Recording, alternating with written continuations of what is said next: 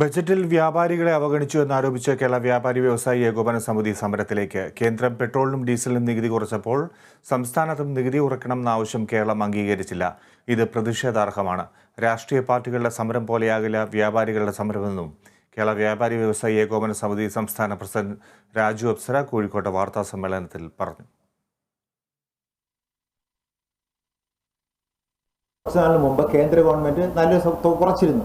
Excise duty കുറച്ചുകൊണ്ട് വില കുറച്ചിരുന്നു. അന്ന് സംസ്ഥാന ഗവൺമെന്റുകൾക്ക് കേന്ദ്രം ആവശ്യപ്പെട്ടിരുന്നു നിങ്ങൾ വാറ്റ് കുറയ്ക്കണമെന്ന്.